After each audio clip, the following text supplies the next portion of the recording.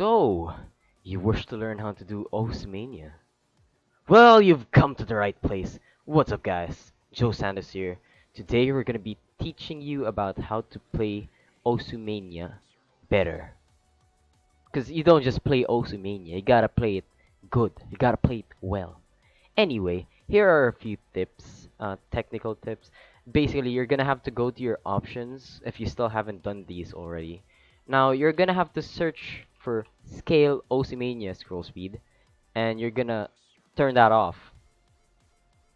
If you choose to turn it on, the beat maps will have different speeds depending on the BPMs, and that's really gonna bother you with your gameplay. Also, this is another side to remember. Remembering scroll speed per beat map is not recommended because you generally want to have the same scroll speed for every map. That's gonna improve your gameplay and make you more consistent at hitting stuff. Now, let's talk about some skins, okay? Of course, normally skins don't get wins in games. Yeah, that's pretty much true, but if you're gonna want to improve at Mania, I suggest you get yourself a good skin. For example, this is the base O skin, and as you can see, it's pretty small, and actually, the notes fall down pretty fast. Now, what I would recommend is find yourself an Osumania skin, and something that is really made for Osumania, like how about Stepmania? Stepmania is really popular with most people since it's huge. It looks like DDR but reverse, and it's overall pretty easy to read. I have my own custom skin, and I'll show you that later. But it really depends on you which skin you will choose. So, as for me, I made my own custom skin, a compilation of my favorite assets, and came up with this. So as you can see, the notes might look smaller, but they fall slower as well. So that's really gonna help with your reading. Another tip would be to practice your scroll speeds. Now, if you're a complete beginner, I don't recommend you go for one. A good start would be 12. Now, as you can see, this would be making the notes fall a bit slower than normal, but it really depends on preference if you want this high or low. I would suggest starting off with 12 and going higher and higher every single time once you feel you're improving. And once you hit that comfortable spot, that sweet zone for reading, you're gonna want to get used to that and just keep playing every map with that scroll speed. You could go to up to 40, but I would not recommend it, as especially if you have a 60 hertz monitor, since it tends to be too fast for the monitor, or you're gonna see double images, which is bad because it will ruin your accuracy. Now, once you've found your scroll speed, you're gonna wanna check out the mods. So these mods are pretty self-explanatory. They make the game easier. Easy makes the game not kill you.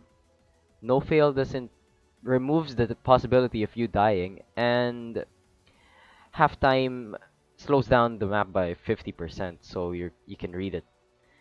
And I would want you guys to focus more on the difficulty increase mods. For example, hard rock will make everything harder to time. So normally, here's a preview. I'm actually pretty horrible at using hard rock. So here's a preview of my gameplay without hard rock. The accuracy is actually pretty decent with that. And if you turn on hard rock, you're gonna have to be more accurate, or you're gonna get lower accuracies on your hits. So it's a real good idea turning hard rock on if you're practicing your accuracy and accuracy only. As for sudden death, if you want to practice your consistency and not miss notes, I would recommend these because as you can see, if you miss one note, you're gonna have to restart from the very beginning. This is gonna train you to not miss.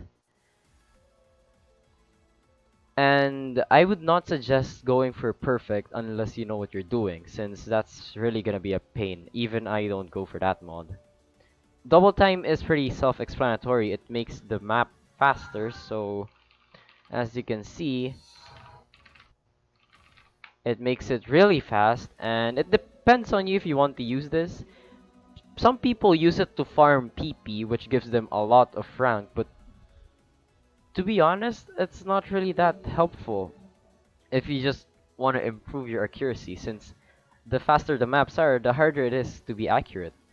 Now, Nightcore is basically double time but with a higher pitch, so you can just cycle through both of them. It's not gonna make any difference if you're just practicing.